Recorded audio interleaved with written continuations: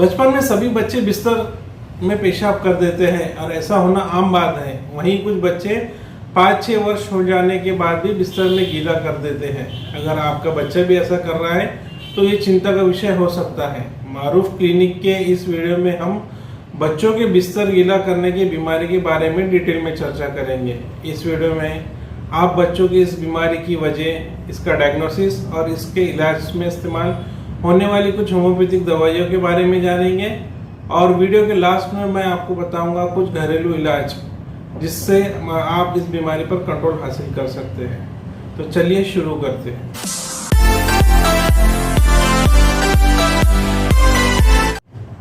अगर आपने मारूफ क्लिनिक के यूट्यूब चैनल को सब्सक्राइब नहीं किया है तो चैनल को सब्सक्राइब कर लें और बेल आइकन पर क्लिक कर दें ताकि आपको मेरे आने वाली वीडियो की नोटिफिकेशन मिलती रहे।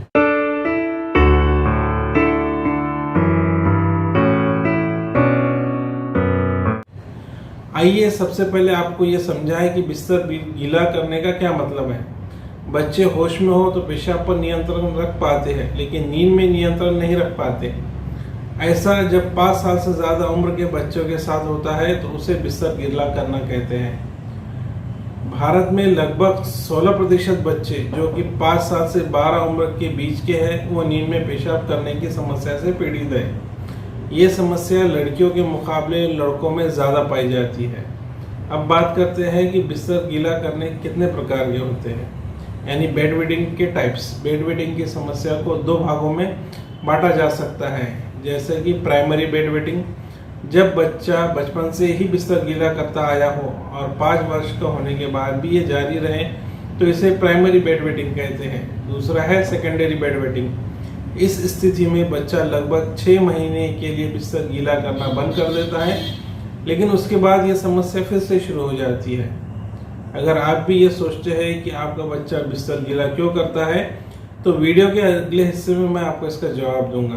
पहले जानिए कि प्राइमरी बेड वेटिंग के कारण क्या होते हैं। नींद में बिस्तर गीला करना बच्चों की कोई शरारत या आलस की निशानी नहीं है, बल्कि इस समस्या के पीछे कुछ साइंटिफिक रीजंस हैं, जैसे कि पेशाब की थैली की समस्या। कुछ बच्चों की पेशाब की थैली बहुत छोटी होती है जिसके कारण वो पेशाब की ज़्यादा क्वांटिटी पर कंट्रोल नहीं रख पाते। ऐसे में लिक्विड वाली चीज़ों का ज़्यादा इस्तेमाल से पेशाब की थैली पर दबाव बन सकता है और बच्चों का पेशाब निकल जाता है। इसके अलावा कुछ बच्चे को पेशाब की थैली पर नियंत्रण रखने की टेक्निक सीखने में भी वक्त लगता है। दूसरा है एंटी डाययूरेटिक हार्मोन। ये हार्मोन शरीर में पेशाब पर नियंत्रण रखता है। इसकी कमी से भी बच्चे अक्सर बिस्तर में पेशाब कर देते हैं। इसके बाद आता है गहरी नींद। कई बार गहरी नींद की वजह से बच्चों को पेशाब की थैली पर दबाव महसूस नहीं होता है और उन्हें बाथरूम जाने की आवश्यकता ही नहीं महसूस हो पाती।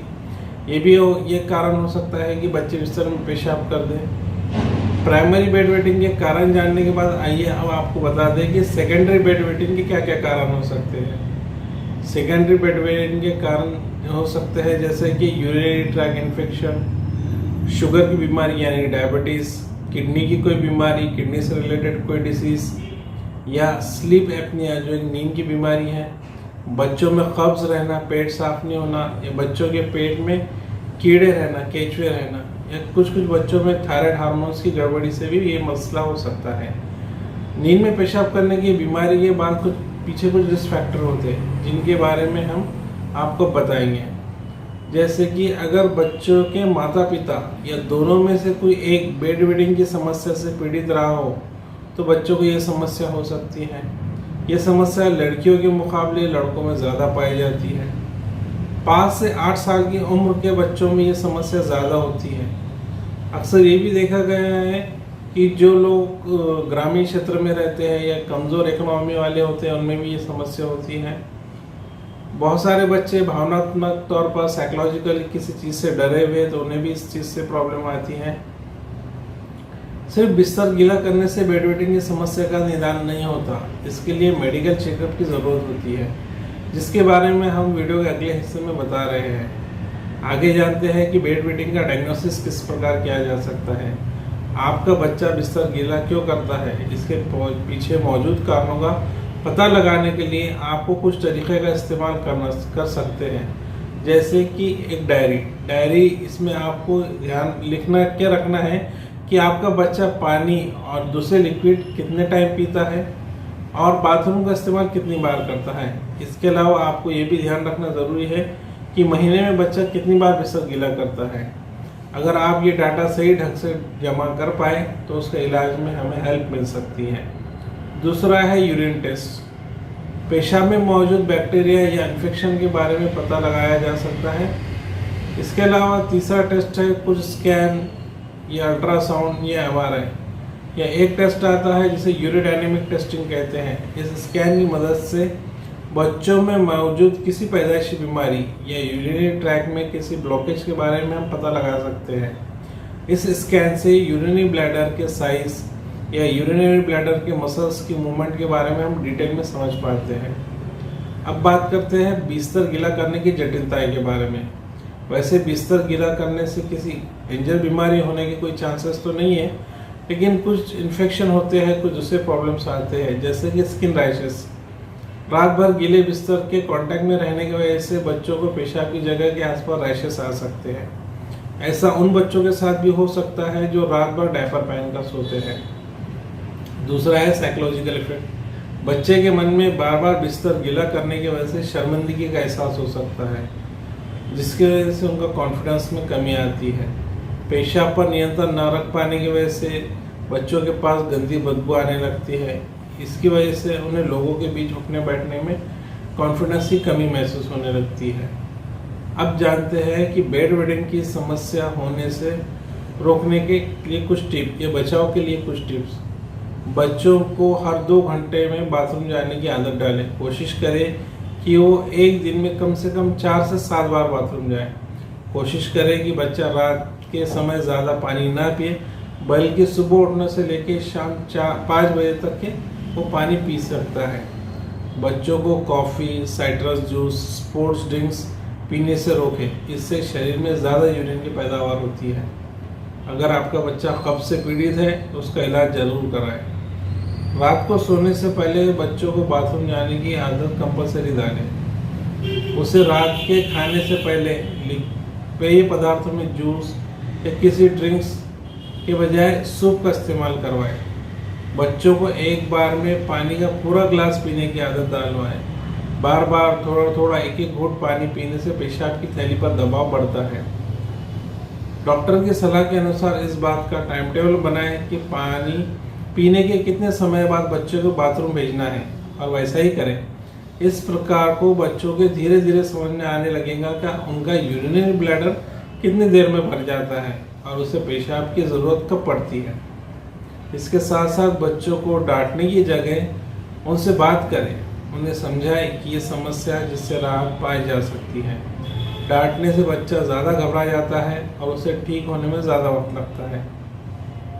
इलाज के दौरान जब बच्चा रात भर बिस्तर गीला न करे तो उसे शाबाशी दें, जिससे उसका कॉन्फिडेंस बनेगा और उसके इलाज में जल्दी हो पाएंगी। लाइफस्टाइल में चेंजेस लाने के साथ साथ आप कुछ दवाइयों का इलाज भी ज़रूर करें। आगे जानेंगे कि बिस्तर गीला करने के इलाज के बारे में। बेड वेटिंग का इलाज 5 वर्ष से ज़्यादा आयु के बच्चों को ही किया जाना चाहिए। अगर आपका बच्चा इससे छोटा है तो कुछ समय इंतज़ार करें, और अगर 5 साल से बड़ा है तो होम्योपैथिक इलाज चालू कर दें। होम्योपैथिक दवाइयों के द्वारा बिना किसी साइड इफ़ेक्ट के रोगे के कारण को दूर करके बच्चों को सोते समय बिस्तर पर पेशाब करने की समस्या को हमेशा के लिए ठीक किया जा सकता है। होम्योपैथिक में बीमारी की वजह के दूर करके मरीज को ठीक किया जाता है। हर मरीज की दवा उसकी जिस्मानी कंडीशन के हिसाब से अलग अलग होती है, इसलिए यहाँ बताई हुई दवाइयों का इस्तेमाल बिना किसी डॉक्टर की सलाह के ना करें। बीमारी और होम्योपैथिक दवाइयों के बारे में अगर आपको अधिक जानकारी चाहिए तो आप मुझे ऑनलाइन कंसल्ट कर सकते हैं। आइए बात करते हैं कुछ होम्योपैथिक दवाइयों के बारे में। सबसे पहली दवाई है क्रियोसोट। क्रियोसोट नाम की एक होम्योपैथिक दवाई आती है। इस दवा के मरीज को सोते समय पेशाब करने का सपना दिखता है और वो सोते सोते सच में बिस्तर में पेशाब कर देता है। कई बार मरीज सिर्फ लेट कर ही पेशाब कर पाता है। इस दवा का बच्चा नींद के पहले हिस्से में बिस्तर गीला कर देता है। ये बच्चा बहुत ज़िद्दी होता है। दूसरी दवा है सीना। इस होम्योपैथिक दवाइयों के मरीज के पेट में अक्सर कीड़े होते हैं। छोटे बच्चों के पेट में कीड़े रहते हैं, जिसकी वजह से वो अक्सर बिस्तर में पेशाब कर देते हैं। ये बच्चे हमेशा नाक में खुजली करते रहते हैं, नींद में दांत पीसते हैं, इन्हें ज़्यादा भूख लगती है, साथ ही साथ इन्हें टॉयलेट की जगह पर खुजली आती है। ये बच्चे हमेशा मीठा खाने की डिमांड करते हैं। तीसरी होम्योपैथिक दवाई आती है कॉस्टिकम। इस दवा का मरीज नींद के पहले हिस्से में ही बिस्तर गीला कर देता है और उसे पता भी नहीं चलता है कि उसने बिस्तर गीला कर दिया है।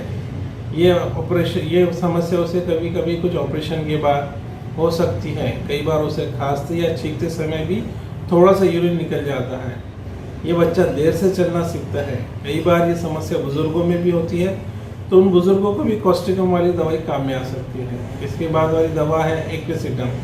ये दवा बच्चा पेशाब करने के सपने देखता है और सपने में डर जाता है और बिस्तर पर ही पेशाब कर देता है। उसको रोज बिस्तर में पेशाब करने की आदत बन जाती है।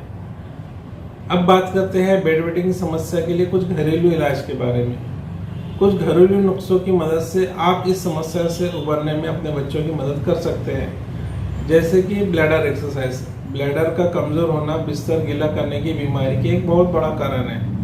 ऐसे में ब्लैडर एक्सरसाइज आपके बच्चे की मदद कर सकती है। ये एक्सरसाइज कुछ इस प्रकार होती है। जब भी बच्चा पेशाब करना चाहे तो उसे लगभग 10 से 15 मिनट के लिए पेशाब पर नियंत्रण रखना सिखाएं, यानी उसे पेशाब को जाने से रोक दे। ऐसा करने से धीरे धीरे उसके यूरिनरी ब्लैडर की क्षमता बढ़ने लगेगी। इस एक्सरसाइज के शुरू में आपको कुछ दिक्कतें आ सकती है। वो बार बार पैजामा गीला कर दे सकता है, लेकिन इसकी वजह से उसे डांटे नहीं, बल्कि उसे समझाएं। दूसरा है दालचीनी। जैसे कि बेड वेटिंग के सेकेंडरी प्रकार में हमने आपको बताया था कि ये समस्या डायबिटीज़ की वजह से भी हो सकती है। ऐसे में आप दालचीनी का इस्तेमाल कर सकते हैं। दालचीनी जिस्म में इंसुलिन के इफेक्ट को मेंटेन करती है और ब्लड ग्लूकोज के लेवल को कम करने में मदद करती है। आप बच्चे के दूध या आइसक्रीम या चोकोस के ऊपर दालचीनी का पाउडर डालकर उसे खिला सकते हैं। तीसरा है cranberry juice. Urinary track infection पेशाब पर कंट्रोल न होने के कारण भी हो सकता है। यूरिनरी ट्रैक इन्फेक्शन का इलाज करने के लिए आप बच्चों को कैनबेरी जूस पिला सकते हैं। इसमें एंटीबैक्टीरियल इफेक्ट होता है जो इन्फेक्शन फैलाने वाले बैक्टीरिया को ख़त्म करते हैं और आपको समस्या से राहत दिलाने में मदद कर सकते हैं। इसका खट्टे मीठे स्वाद की वजह से बच्चा इसे पीने पसंद करता है। इससे आप बच्चों के नाश्ते के साथ या शाम को स्नैक्स के साथ भी दे सकते हैं। इसके बाद आता है सेब का सिरका। अगर बच्चों को नींद में पेशाब करने की बीमारी यूरिनरी ट्रैक इन्फेक्शन की वजह से है, तो सेब का सेवन कराने से भी इसमें समस्या में आराम मिल सकता है। इसमें एंटीमाइक्रोबियल गुण होते हैं जो इन्फेक्शन फैलाने वाले बैक्टीरिया से लड़ते हैं और उन्हें पनपने से रोकते हैं। आप इसका इस्तेमाल 1 गिलास पानी में सेब का सिरका मिलाकर बच्चों को पिला सकते हैं। चाहे तो आप टेस्ट बढ़ाने के लिए उसमें 1 चम्मच शहद का भी इस्तेमाल कर सकते हैं। इसके बाद आता है आंवला। डायबिटीज़ की वजह से या कब्ज़ की वजह से सेकेंडरी बेड वेटिंग है, तो आंवले का इस्तेमाल बहुत फ़ायदेमंद साबित होता है। इसमें एंटी डायबिटिक गुण होते हैं जो डायबिटीज़ को नियंत्रण करने में मदद करता है।